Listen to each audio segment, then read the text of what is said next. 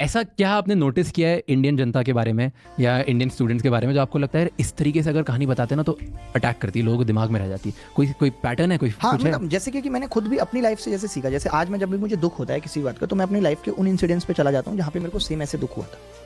मैं सोचता हूँ यार मैं वहाँ से निकला था ना, थोड़ा सा टाइम लगा था, तो अब मुझे फिक्स पता है। तो मैं अपनी लाइफ से ऐसे इंस्पिरेशन लेके मैंने ये चीज़ सीखी है। यही मैं बच्चों को भी कहता हूँ कि मोटिवेशन बहुत देर तक काम नहीं करेगा, बट इंस्पिरेशन जो हम सीखते हैं, जैसे कि पहला ब्रेकअप बहुत दुखदाई होता है ना, दूसरा नहीं होता, क्योंकि हमें पता चल चुका होता है कि पहले के बाद ऐसी फीलिंग आई थी, हम बहुत रोए थे कि अब सब कुछ खत्म हो गया लाइफ में, लेकिन फिर से लाइफ शुरू हुई, एक वक्त आया कि हम फिर खुश रहने लगे।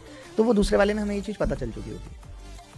तो हम अपनी लाइफ से ऐसे सीखते हैं। मैं बच्चों के जीवन से, जैसे मैंने आपको बताया कि मैं सबसे बात करता हूँ, आपसे आया हूँ अभी, तो आपसे भी इतनी सारी बातें की, बहुत कुछ सीख लिया, बहुत कुछ पता कर लिया, तो वो चीज़ मुझे याद रह जाती है। बस मेरे साथ क्या है कि सब कुछ दिमाग में फीड होता रहता है, क्योंकि मैंने फालतू का कचरा कुछ फीड कर नहीं रखा है, तो अच्छी चीज़ें जल्दी से सेटल हो जाती हैं। कि मैं कोई रील्स देख रहा हूँ बहुत, मुझे मतलब बिल्कुल चस्का नहीं है। जैसे मेरे बगल में बैठ के भी कोई रील्स देख रहा है तो मुझे इंटरेस्ट नहीं है, क्योंकि आदत ही है ना, और मैंने खराब आदतें पाली नहीं। जैसे मुझे पता है, मैं कहता हूँ कि मैंने जीवन में सब कुछ किया है, खूब इंजॉय किया लाइफ में, बट मैंने शराब कभी नहीं पी, छुआ ही नहीं मैंने शराब को कभी। सेम।